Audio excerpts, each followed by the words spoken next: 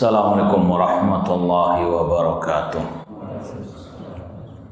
Innal hamdalillah nahmaduhu wa nasta'inuhu wa nastaghfiruh wa na'udzu billahi min syururi anfusina wa min sayyiati a'malina. Man yahdihillahu fala mudhillalah wa man yudlil fala hadiyalah.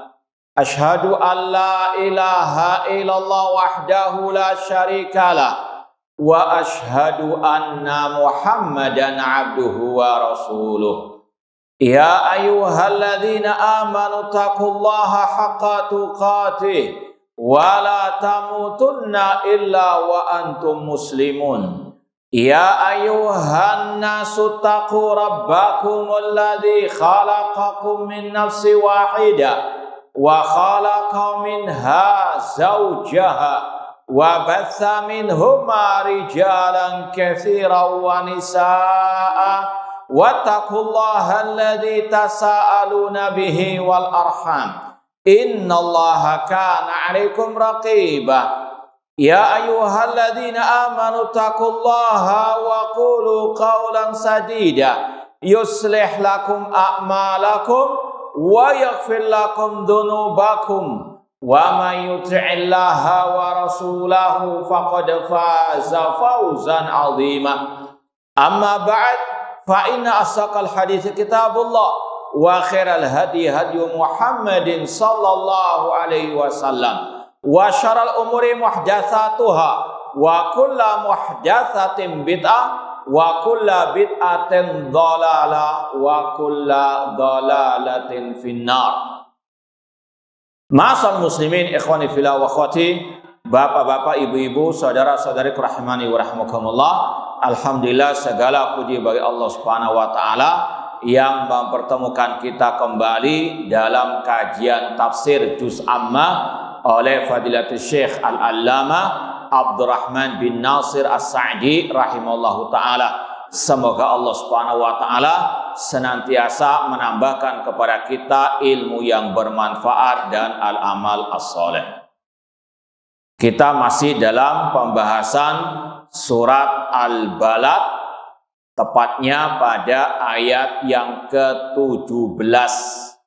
Allah berfirman, "Tsumma kana minal ladzina amanu wa tawassau bis sabri wa tawassau bil marhamah."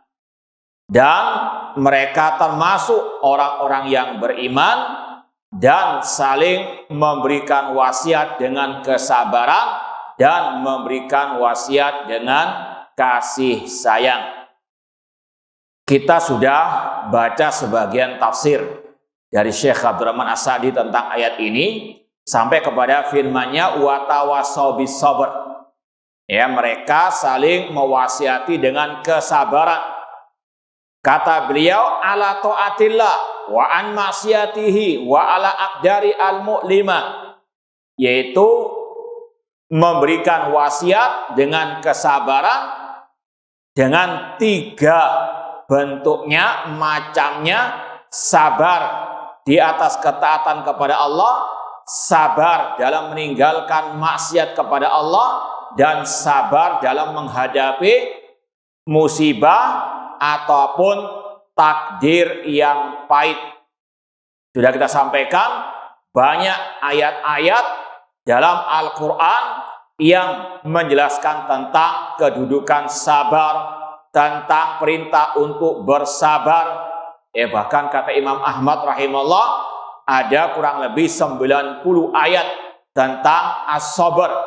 Di antaranya dalam surat Al-Baqarah, wasta'inu bis-sabri wa as-salah, dan mintalah pertolongan kepada Allah dengan kesabaran dan salat. Wa basyiris sabirin, berilah kabar gembira kepada orang-orang yang sabar. Alladzina idza asabatuhum musibah qalu inna lillahi wa inna ilaihi raji'un, yaitu orang-orang yang apabila ditimpa musibah mereka mengatakan innalillah, kita milik Allah dan kita akan kembali kepada Allah. Apa keutamaan mereka? ulaika alaihim salawatun mir rabbihim wa rahmah wa ulaika humul muhtadun. Mereka mendapatkan keselamatan dan rahmat dari Allah dan mereka mendapatkan petunjuk. Demikian pula Allah dalam surah Al-Baqarah juga ketika menjelaskan tentang perangai orang yang bertakwa, mereka bersabar dalam menghadapi kesulitan, musibah dan yang semisal dengannya. Demikian pula dalam surat Ali Imran Allah mengatakan intasbiru wa tataku la yadurrukum kaiduhum syai'a. Jika kalian bersabar, bertakwa kepada Allah, tidak mungkin makar-makar jahat orang-orang kafir, musuh-musuh kalian bisa memadaratkan kalian. Kemudian juga dalam ayat selanjutnya, kalau tadi Ali Imran 120, demikian pula dalam ayat 125, bala intasbiru wa tataku wa yatukum min fawrihim hadza yumditkum rabbukum bi khamsati alafin minal malaikati musawwimin. Jika kalian bersabar, bertakwa kepada Allah, musuh mengepung kalian, Allah akan menurunkan bala bantuan berupa 5.000 malaikat yang diberi tanda oleh Allah Subhanahu wa taala. Ini keutamaan as-sabr. Demikian pula di akhir surat Ali Imran Allah mengatakan ya ayyuhalladzina amanusbiru wasabiru warabitu. Wahai orang yang beriman, bersabarlah dan tambahkanlah kesabaranmu dan berjaga-jagalah. Ini sekali lagi perintah dari Allah untuk bersabar dan terus bersabar. Demikian pula dalam ayat-ayat yang lain dalam surat Al-Asr wa tawassaw bil haqq wa tawassaw bis sabr. Ini sekali lagi menunjukkan akan pentingnya as-sabr. Dan sudah kita sampaikan juga ucapan Al-Khalifah Rasyid Ali bin Abi Thalib radhiyallahu anhu, as-sabr karrasi fil jasad. Sabar itu ibaratnya seperti kepala dalam jasad manusia. Manusia nggak akan mungkin bisa hidup tanpa kepala. Demikian pula manusia tidak mungkin bisa hidup tanpa as-sabr. Makanya berapa banyak orang yang mati bunuh diri naudzubillah min dzalik karena tidak sabar dalam menghadapi kehidupan yang fana ini. Seorang muslim muslimah wajib untuk senantiasa berpegang teguh dengan as-sabr, dan itu bagian daripada jihadun nafs, jihad melawan diri sendiri. Sebagaimana kata Al-Imam Ibnu Qayyim rahimahullah dalam kitab beliau Zadul Ma'ad, jihad ada 4 tingkatannya. Di antaranya yang pertama jihadun nafsi, jihad melawan diri sendiri. Dan itu ada 4. Dengan belajar ilmu agama, mengamalkan ilmu agama, berdakwah kepadanya, dan bersabar. Ini jihadun nafsi. Dan kata Imam Ibnu Qayyim rahimahullah, tidak mungkin orang itu bisa berjihad melawan musuh yang di luar, terutama orang-orang kafir, sebelum dia melewati jihadun nafsi ini. Terutama tadi belajar ilmu agama. Kata Al-Khalifah Umar bin Abdul Aziz rahimahullah, man abadallah bighairi ilmin kana ma yufsidu akthar mimma yuslih. Barang siapa beribadah kepada Allah, di antaranya berjihad melawan orang kafir tanpa ilmu, lebih banyak merusak daripada memperbaiki, lebih banyak mendatangkan madarat atas kaum muslimin daripada menolong kaum muslimin. Makanya tadi sebelum jihad melawan orang kafir harus lewati dulu jihadun nafsi dengan belajar ilmu agama agar tahu siapa kawan, siapa lawan, kapan teriak jihad dengan senjata. Butuh al-ilmu. Al-ilmu qabla al-qawli wal amal. Kemudian mengamalkan ilmu agama dalam sekali lagi jihadun nafsi. Dan yang ketiga berdakwah kepada agama Allah, terutama kepada at-tauhid, kepada sunnah Rasulullah SAW. Dan yang keempat as-sabr. Sabar dalam belajar ilmu, sabar dalam mengamalkan ilmu, sabar dalam mendakwakan al-ilmu. Ini jihadu an-nafsi. Kalau mau ditambahkan lagi jihad yang kedua jihad melawan syaitan, yaitu melawan syubhat dengan keyakinan, dengan ilmu, melawan syahwat dengan as-sabr. Lagi-lagi dengan apa? As-sabr. Ya. Dan beliau mengatakan sebagaimana kata guru beliau Syekhul Islam Ibnu Taimiyah rahimahullah, bis-sabri wal yaqin tunalul imamatu fiddin. Dengan kesabaran dan dengan keyakinan diraih kepemimpinan dalam agama. Dalilnya surat As-Sajdah, wa ja'alna minhum a'immatan yahduna bi amrina lamma sabaru wa kanu bi ayatina yuqinun. Kata Allah, dan kami jadikan di antara mereka para imam-imam dalam agama. Wa ja'alna minhum a'immatan yahduna bi amrina, yang mereka memberikan petunjuk dengan perintah kami, lamma sabaru, ketika mereka bersabar. Umat Islam akan Allah tinggikan derajat mereka kalau mau bersabar, yaitu dengan 3 macamnya tadi. Wa kanu bi ayatina yuqinun, dan mereka yakin dengan ayat-ayat kami. Kemudian jihad yang ketiga, kata Imam Ibnu Qayyim rahimahullah, jihad melawan orang kafir, melawan orang-orang al-munafiqin.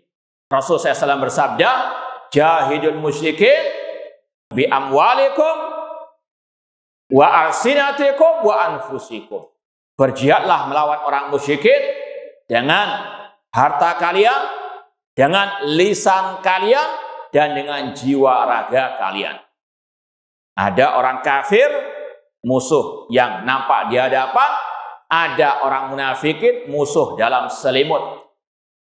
Orang-orang kafir dilawan dengan senjata. Ini kalau memang sudah waktunya dan kaum muslimin sudah punya kekuatan. Kalau tidak punya kekuatan, wajib bersabar.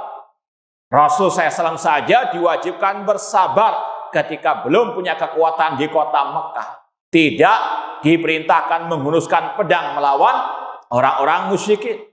Meskipun kalau sekedar membunuh 1, 2 orang, 3 orang kaum musyrikin, tokoh-tokohnya kaum musyrikin gampang sekali, ya. Namun inilah fikih jihad ala Rasul. Membunuh 1, 2 orang, 3 tokoh kaum musyrikin, nanti balasannya kaum muslimin akan dibantai. Ini fikih jihad. Ketika apa? Kondisi kaum muslimin lemah, tidak atau belum punya kekuatan, bersabar dulu. Meskipun bersabar bukan berarti tidak ada usaha. Udah usaha yang lain, ada jihad yang lain selain jihad dengan pedang, yaitu jihad dengan dakwah kepada tauhid, dakwah kepada Al-Qur'anul Karim. Makanya Allah turunkan ayat dalam surat Al-Furqan, wajahidhum bihi jihadan kabira. Berjihadlah melawan mereka. Kata para ulama tafsir sepakat ayat ini turun sebelum Rasul hijrah ke kota Madinah. Ini menunjukkan ini pada waktu Rasul masih di kota Mekah. Rasul diperintahkan jihad, namun bukan jihad dengan senjata. Bihi, kata Abdullah bin Abbas, dengannya aibil Quran, dengan Al-Quran. Ya, sekali lagi, jihad banyak macamnya. Sekali lagi, kalau kaum muslimin masih belum punya kekuatan, maka ada jihad yang lain, yaitu diantara jihad dengan al-ilmu. Seperti yang sudah sering kita sampaikan, belajar ilmu bagian dari jihad di jalan Allah. Kata Mu'ad bin Jabal radhiyallahu anhu, seorang sahabat Rasul, wal bahthu anhu jihad, mencari ilmu agama, belajar ilmu agama, itu termasuk jihad di jalan Allah Subhanahu wa taala. Orang kafirin musyrikin dilawan dengan senjata kalau memang sudah waktunya, ataupun dilawan dengan al-alsinah, lisan, dengan menjawab syubhat-syubhat mereka, ya. Demikian pula dengan harta, dengan menginfakkan harta untuk di jalan Allah. Kata ulama, mencetak buku-buku menyebarkan tentang agama Islam yang hak dan seterusnya. Meskipun lebih identik kalau melawan orang munafikin, musuh dari dalam, dengan al-alsina, dengan lisan, dengan tulisan, membantah syubhat orang-orang al-munafiqin. Kemudian yang keempat, jihad melawan pelaku kemungkaran, kedzaliman dan kebid'ahan. Man ra'a minkum mungkaran falyughayyirhu biyadihi fa illam yastati fa bilisanihi fa illam yastati fa biqalbi wa dzalika ad'aful iman. Barang siapa di antara kalian melihat kemungkaran, rubahlah dengan tangannya kalau punya kekuatan, punya kedudukan, punya kekuasaan. Kalau tidak bisa, dengan lisan, nasihat. Kalau tidak bisa juga, cukup dengan hati. Fattaqullaha mastata'tum, la yukallifullahu nafsan illa wus'aha. Allah tidak membebani suatu jiwa kecuali dengan kemampuannya. Intinya, banyak ayat dengan berbagai macam redaksinya tentang as-sabar was-sabar. Demikian pula Rasulullah SAW dalam banyak hadis-hadis beliau memerintahkan untuk kita banyak bersabar. Bahkan Rasul mengatakan, ya'ti 'alan nasi zamanun as-sabir 'ala dinihi kal qabid 'alal jamar.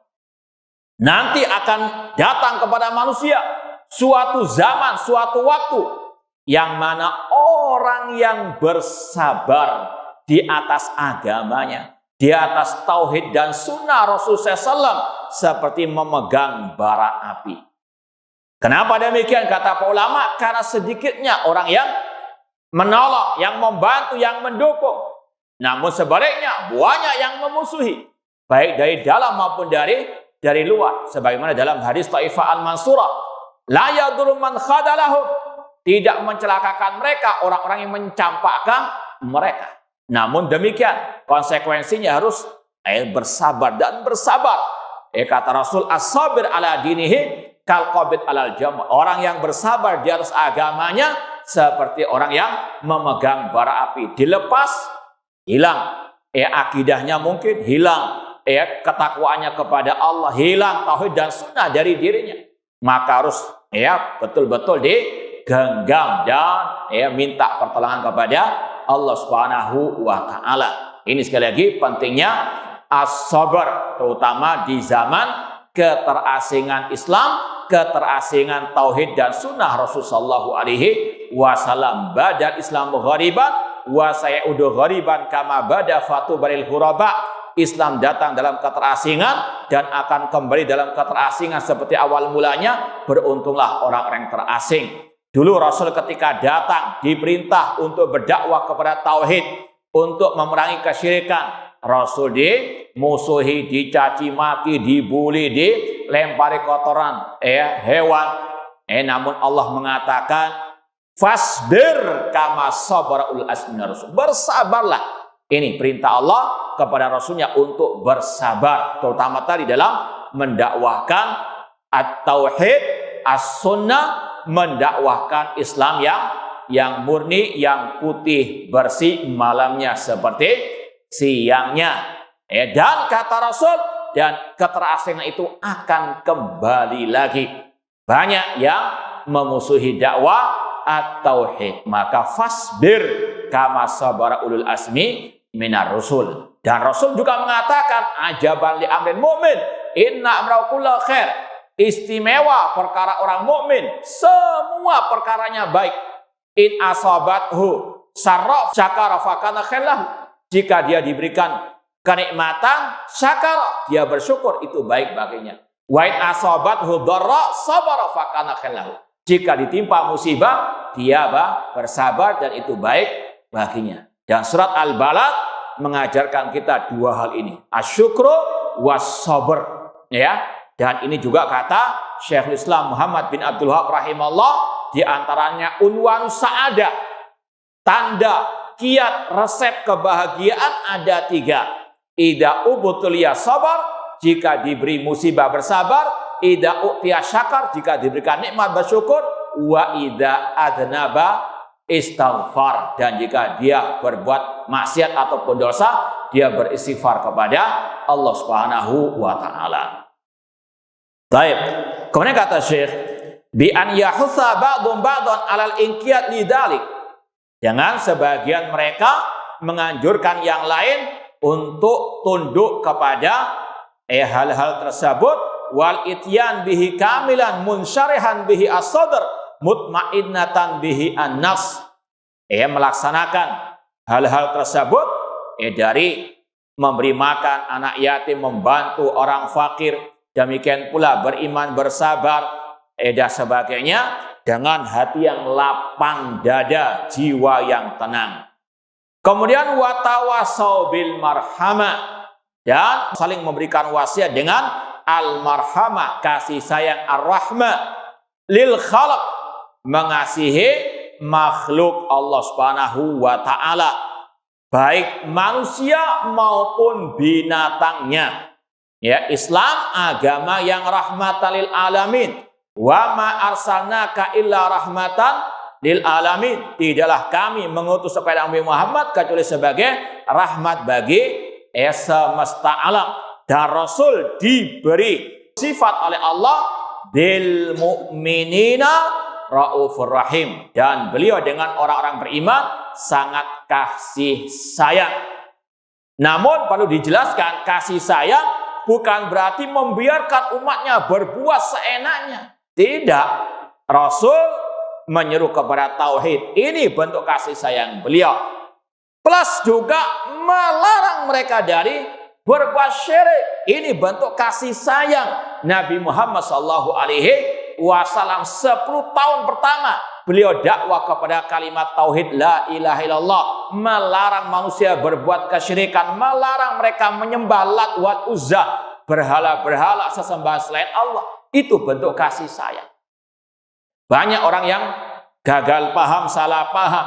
Ketika kita menyeru orang kepada tauhid, melarang dari kesyirikan, dikatakan terlalu keras, radikal. Padahal Rasul SAW dengan kasih sayang beliau pun melarang umat jatuh ke dalam jurang kesyirikan. Bahkan ayat-ayat Al-Quran banyak larangan dari berbuat asyirku wa'budullah wa la tusyriku bi syai'. Allah Ar-Rahmanur Rahim. Allah dengan kasih sayangnya melarang manusia jatuh ke dalam kesyirikan. Fala taj'alu lillahi andada wa man adallu mimma yad'u min dunillah ma la yastajibu ila yaumil qiyamah wa hum an du'ain ghafilun wa la tad'u min dunillah ma la yad'u wa la yanfa'u. Banyak ayat-ayat yang melarang.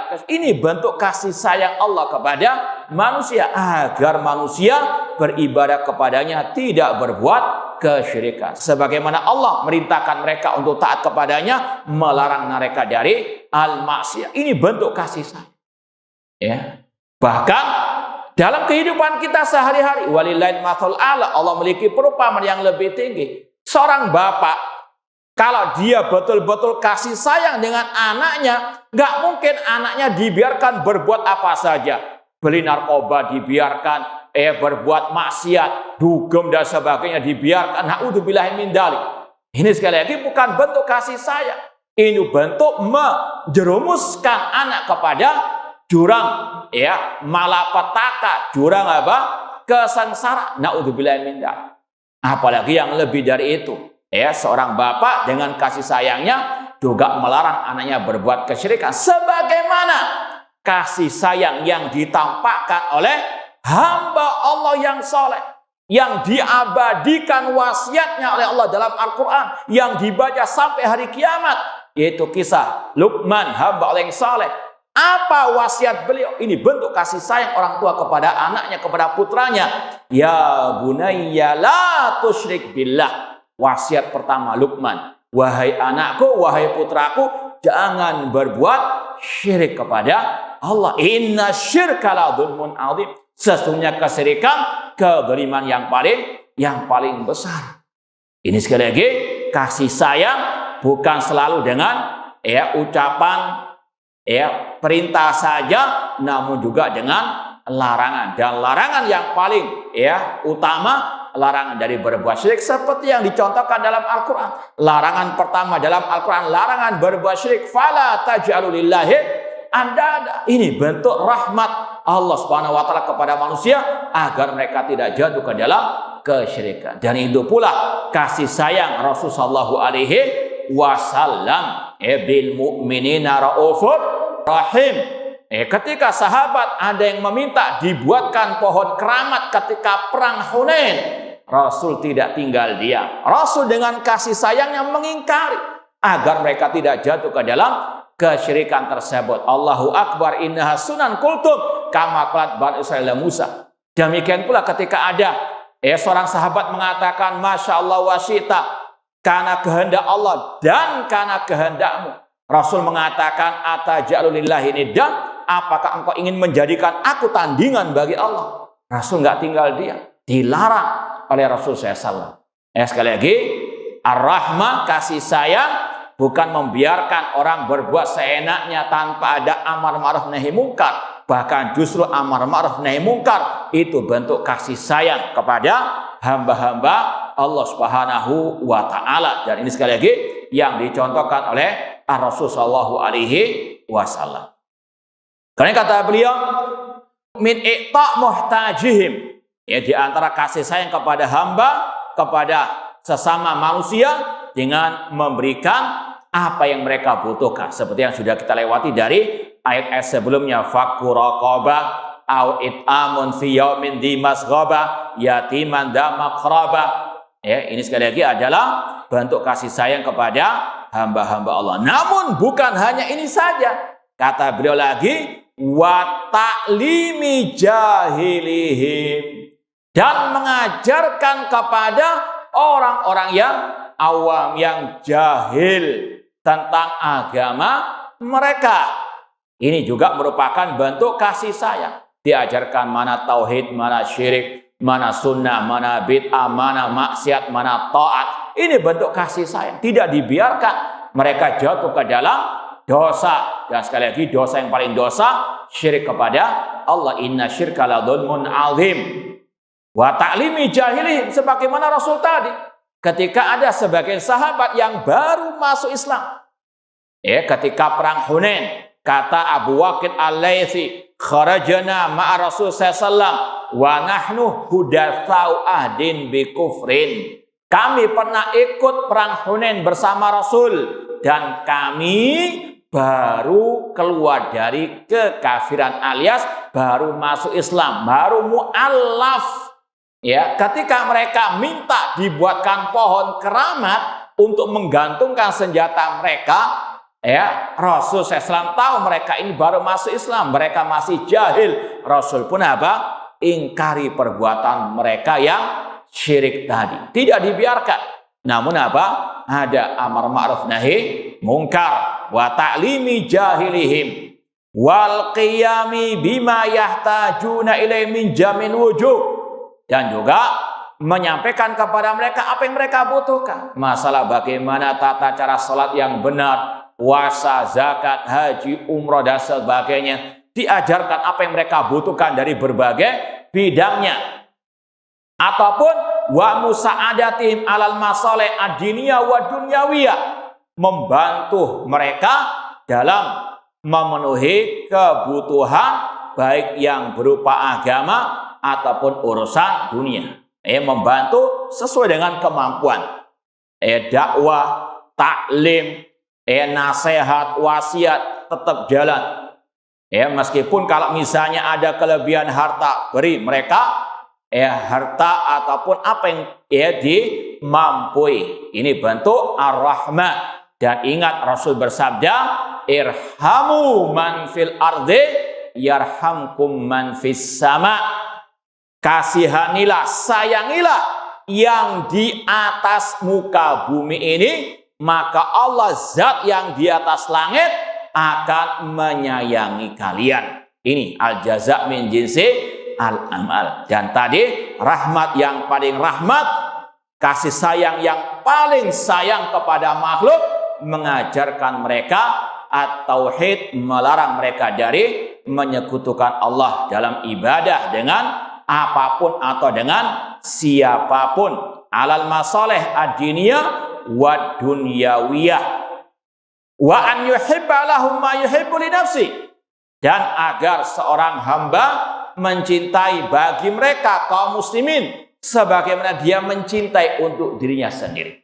Kita cinta tauhid, maka kita cinta kalau kaum muslimin paham tauhid. Kita cinta sunnah Rasul, maka konsekuensinya kita harus mencintai sunnah itu dipahami, diamalkan oleh kaum muslimin. La yu'minu ahadukum hatta yuhibba li akhi ma yuhibbu li nafsi. Tidak kita simpan sendiri. Kita sampaikan ini al-haq, ini tauhid, ini sunnah Rasulullah SAW. Ini dalilnya, ini qala Allah, ini qala Rasulullah SAW. Wa ma ajma' alaihi salaf. Kita sampaikan. Ini adalah bentuk ukhuwah al-islamiyah. Bukan kita diam ketika mereka berbuat kesyirikan, berbuat kejelekan. Seperti kalau misalnya antum bisa bayangkan di pinggir jalan misalnya ada lobang, ya. Apalagi sekarang kan banyak galian-galian sebagainya. Ada orang yang lewat, mungkin dia nggak lihat. Antum yang mungkin tinggal di situ tahu itu ada got mungkin sampai 2 meter dalamnya. Antum biarkan orang itu masuk ke got tersebut. Ya, apakah antum nggak punya rasa kasih sayang? Bagaimana kalau antum yang masuk di got tersebut? Naudzubillahi min dzalik. Bentuk kasih sayang antum kepada yang lain, kepada saudara antum ingatkan, Mas, atau Pak, awas hati-hati itu ada ada lubang, ada got, ya. Dan secara otomatis kalau dia yang dinasehati, diperingati, di warning itu punya akal sehat, punya hati nurani, marah atau malah berterima kasih? Mas, ada lubang, awas masuk. Malah ngamuk atau malah berterima kasih? Itu kalau masih berakal sehat. Dua-duanya tadi kalau memang di atas akal yang sehat, di atas hati yang bersih, yang tahu itu ada lubang, ada saudaranya lewat, diperingatkan, bukan malah dibiarkan. Itu bentuk kasih sayang. Apalagi masuk ke lubang neraka, naudzubillah min dzalik. Maka tidak ingin saudaranya masuk neraka, ingin selamat bareng-bareng. Dengan amar ma'ruf nahi munkar, dan yang paling ma'ruf adalah at-tauhid, dan yang paling munkar adalah innasyirka la dzulmun azim. Maka sekali lagi yang diwajibkan oleh Allah atas orang muslim bukan dia beriman beramal sendiri untuk dirinya saja, namun juga untuk yang lainnya. Wa yakrah lahum ma yakrah li nafsihi, dan dia membenci untuk saudaranya apa yang dia benci untuk dirinya. Tadi dia nggak mau masuk ke got tadi, bisa dibayangkan bagaimana kalau dia masuk got, dia nggak suka, maka dia juga nggak suka saudaranya masuk got tadi ataupun lubang di jalan atau mungkin ground jalan dan sebagainya yang sangat membahayakan. Maka sekali lagi ini sabda Rasul, la yu'minu ahadukum hatta yuhibba li akhi ma yuhibbu li nafsihi minal khair. Tidak sempurna iman salah seorang di antara kalian sampai dia mencintai bagi saudaranya apa yang dia cintai untuk dirinya, yaitu dari al-khair, kebaikan. Ma'asal muslimin ikhwani fillah wa akhwati rahimani wa rahmakumullah. Kemudian Allah mengatakan ulaika ashabul maimanah. Mereka adalah ashabul maimanah, orang-orang yang kanan. Apa maksudnya? Ini berkaitan dengan ulaika yang sudah disebutkan sifat-sifat mereka: memerdekakan budak, memberikan makan fakir miskin, anak-anak yatim, dan juga beriman, watawasabil sabr, watawasabil marhamah. Yang memiliki sifat-sifat itu semuanya Allah katakan merekalah ashabul maimanah. Ay alladzina qamu bihadil awsaf, yaitu orang-orang yang disebutkan sifat-sifat mereka sebelum ayat ini, alladzina wafaqahumullah liktihami hadil aqabah, yaitu orang-orang yang diberi oleh Allah taufik, pertolongan, hidayah untuk melewati jalan yang sukar, yaitu melaksanakan al-amal soleh. Karena melaksanakan amal soleh butuh as-sabar. Makanya nggak semua orang bisa melewatinya, hanya orang-orang yang bersabar, hanya orang-orang yang diberikan taufik oleh Allah Subhanahu wa taala. Ulaika ashabul maimanah. Ada ulama tafsir yang mengatakan ulaika ashabul maimanah, yaitu orang-orang yang di hari kiamat diberi catatan amal kebaikannya dengan tangan kanannya. Seperti yang sudah kita lewati dari surat Al-Insyiqaq. Fa amma man utiya kitabahu biyamini fasawfa yuhasabu hisaban yasira. Adapun orang-orang yang diberi catatan amal kebaikannya dengan tangan kanannya, maka mereka dihisab dengan hisab yang mudah. Wa yanqalibu ila ahlihi masrur, dan dia kembali kepada keluarganya dalam keadaan bergembira. Dalam ayat surat Al-Haqqah, fa amman man utiya kitabahu biyamini fayaqulu ha umqra'u kitabiyya inni dhanantu anni mulaqin hisabiyya fahuwa fi 'isyatir radiyah. Mereka-mereka yang diberikan catatan amal kebaikannya dengan tangan kanannya, kata Allah, fi 'isyatir radiyah, dalam kehidupan yang diridhoi, dalam keadaan yang bahagia. Itulah ulaika ashabul al-maimanah. Semoga Allah menjadikan kita termasuk ashabul maimanah. Li'annahum addaw ma amarallahu bihi min huquqihi wa huquqi ibadihi. Karena mereka melaksanakan apa yang Allah perintahkan dari hak-haknya dan dari hak-hak hamba-hambanya. Dan hak Allah sebagaimana dalam hadis Mu'ad bin Jabal, an ya'budu wa la yusyriku bi syai'a. Hak Allah atas hamba untuk hamba beribadah kepada Allah dan tidak berbuat kesyirikan. Adapun hak hamba ini tertuang dalam surat An-Nisa ayat 36 yang dikenal dengan ayat hukukil asyra. Ayat yang berkaitan dengan 10 hak yang wajib ditunaikan. Hak orang tua, karib kerabat, anak yatim, fakir, miskin, tetangga yang dekat maupun yang jauh. Wallahu alam, kurang lebihnya mohon maaf. Wa jazakumullahu khairan. Aqulu qouli hadza wa akhiru da'wana anil hamdulillahirabbil alamin. Wassalamualaikum warahmatullahi wabarakatuh.